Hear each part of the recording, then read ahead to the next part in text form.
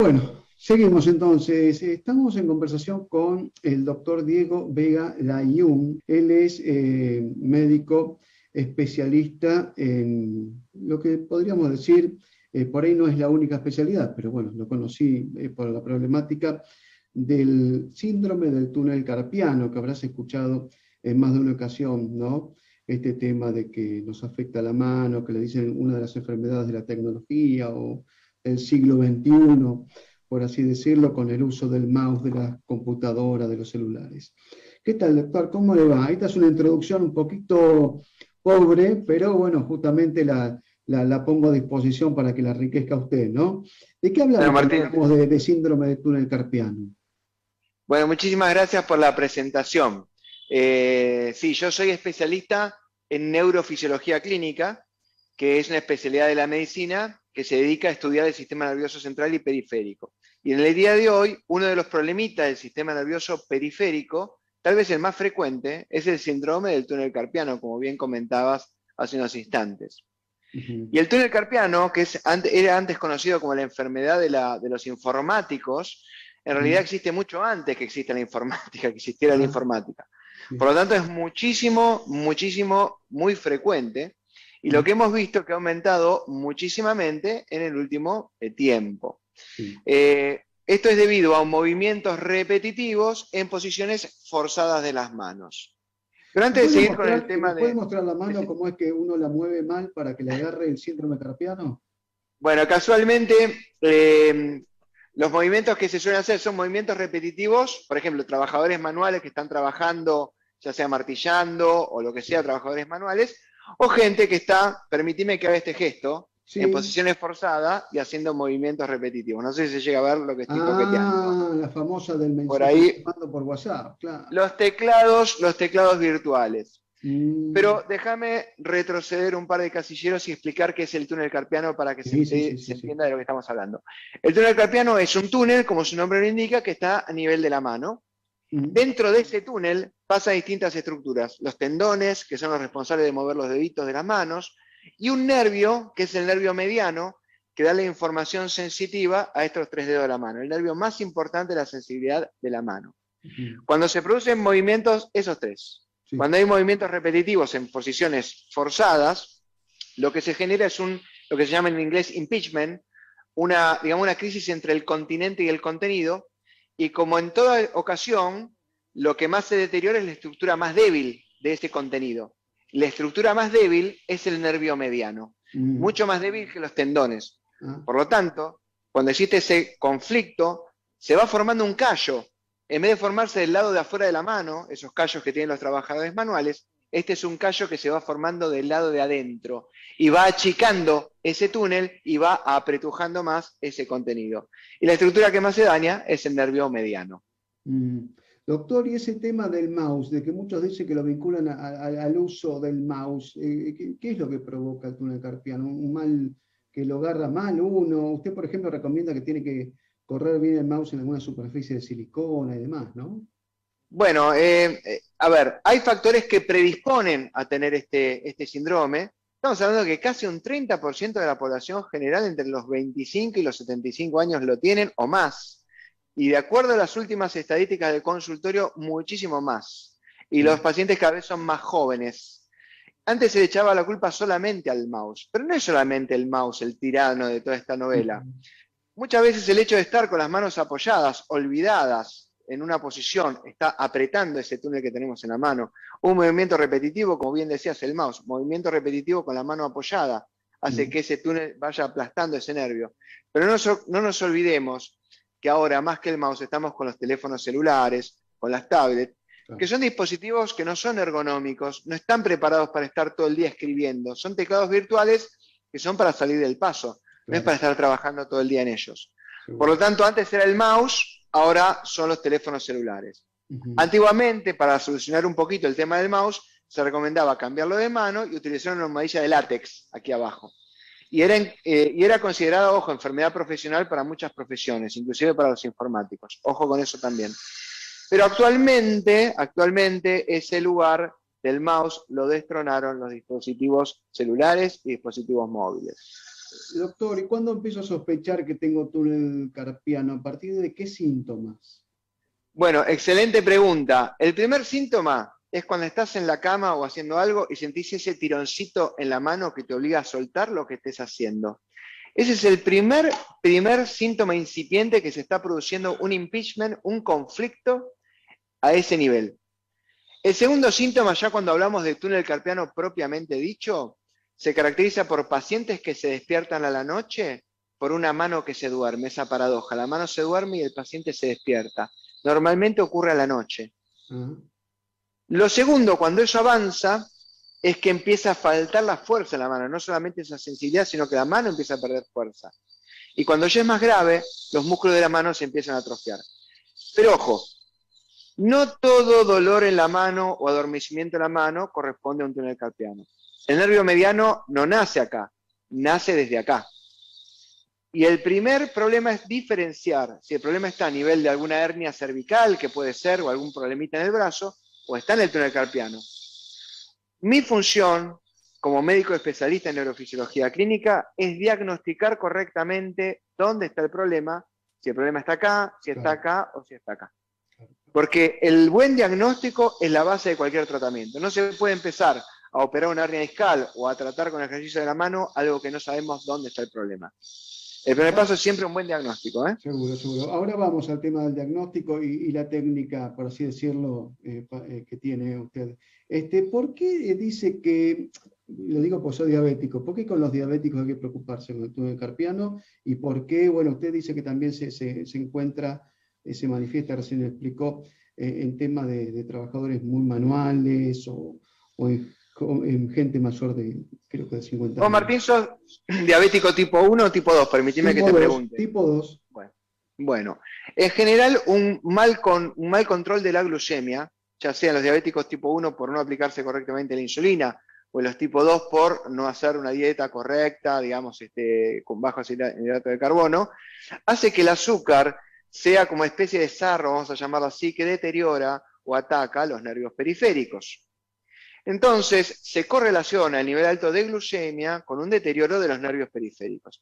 No solamente del túnel carpiano. El túnel carpiano es una parte del nervio periférico que es más vulnerable, sino que se empiezan a afectar todos los nervios.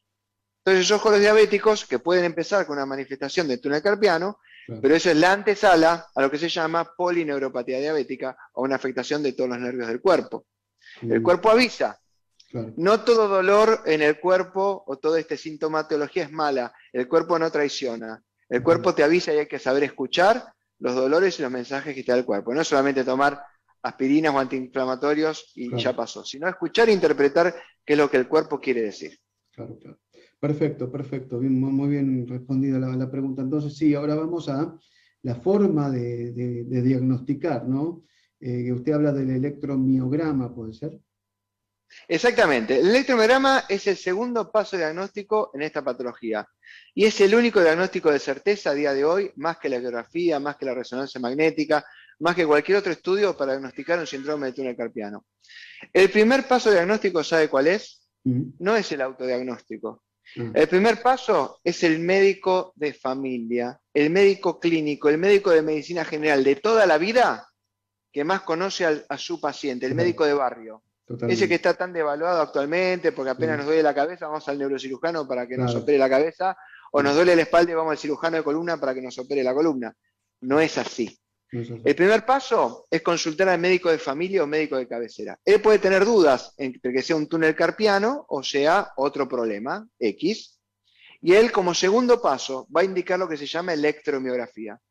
Y la electromiografía, que es donde entro yo en juego, es un diagnóstico, es una consulta médica especializada que termina con un examen específico, que es colocar electrodos en la mano y ver en qué, una especie de tester, como si fuéramos el electricista del cuerpo, y vamos viendo en qué parte de ese nervio se produce un enlentecimiento de la conducción. Entonces sabemos perfectamente con distintos electrodos y aplicando estímulos segmentarios, es así como se llama, si de acá a acá conduce bien, de acá a acá cómo conduce y de acá a acá cómo conduce. Y otros parámetros más complejos que no viene al caso explicar. Pero es básicamente detectar la actividad eléctrica de ese nervio y ver en qué segmento está más lento. Bueno, usted conversa con su colega, con el médico clínico, entonces, ¿en qué casos aconseja o sugiere intervención y en qué casos puede haber tratamiento? Bueno, excelente, otra vez una excelente pregunta. A ver, va a depender de cada paciente, de cada cirujano, va a depender de muchas cosas. Acá no es una consulta, la consulta médica es un acto particular y confidencial, privativo de cada uno. Estamos acostumbrados a una especie de medicina que vomitamos consejos médicos para todos y no para todos es así, y Mm, no todo cirujano te va a arreglar. Hay cirujanos muy buenos y hay otros que dicen, yo acá no me meto. claro. Vamos a ver, el túnel carpiano dijimos que es un callo que se va formando del lado de adentro. Imagínate que tienes una piedrita en el zapato. Vos podés tomar toneladas de antiinflamatorios y hacer miles de ejercicios, pero hasta que no quitas la piedrita del zapato, el dolor no va a desaparecer. El callo es un problema mecánico, que al principio es chiquitito, al principio es muy sutil, al principio con medidas de corrección, no avanzar en aquello que estamos haciendo mal, permíteme que vuelva a gesticular, Sí, sí, hacerle sí. caso al cuerpo. Mm, Eso es en los casos leves que lo diagnosticamos con electromiografía.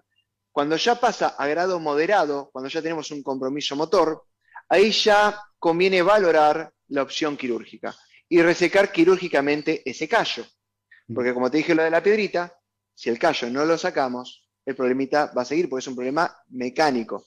Y eso mm. explica por qué muchas veces tratamientos con antiinflamatorios son completamente inútiles ante una piedrita en el zapato. También se recomienda kinesiología y fisiatría, por eso va a depender del médico tratante. Claro, claro. No todo medicamento es bueno y hace bien para todo, y no todo ejercicio hace bien para todo. Así como no es bueno automedicarse, no es bueno autoprescribirse tratamientos. Permíteme que cierre con este concepto que pasó anteayer.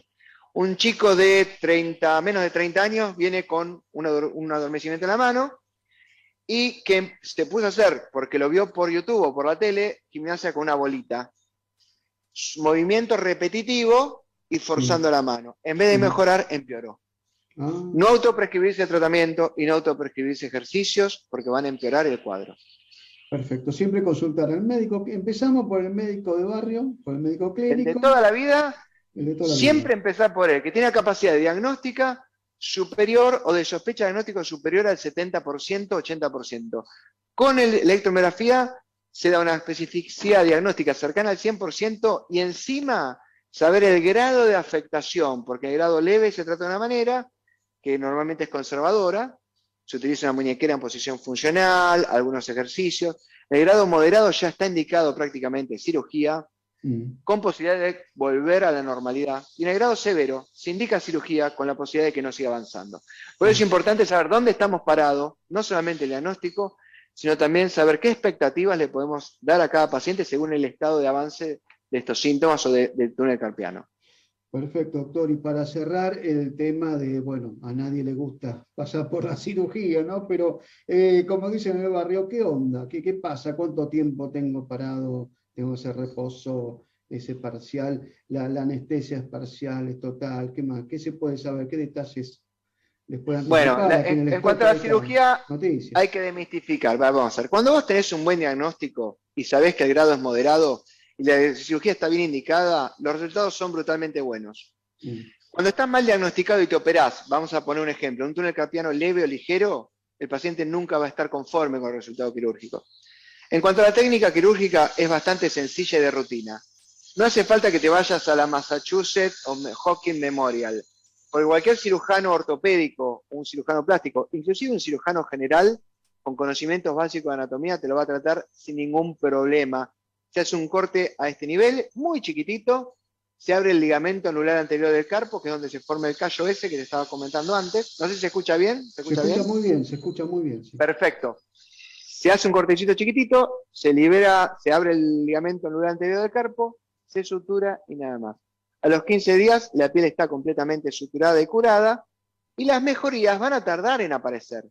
No es que Mm, aparecen en el momento. ah, Vos sacaste la compresión, ahora tiene que cicatrizar el nervio que esté irritado. Y eso mm, lleva un tiempo.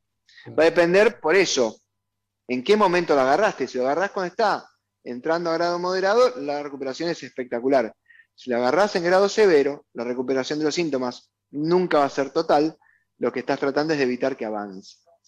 Es Perfecto. importante saber dónde diagnosticarlo, primero con el médico clínico, después hacer un electromiograma y saber dónde estás parado, y en base a eso se hace el diagnóstico conservador o quirúrgico y se dice al paciente las expectativas reales que puede tener en cada caso. Perfecto, doctor. No sé si quedó algo para agregar.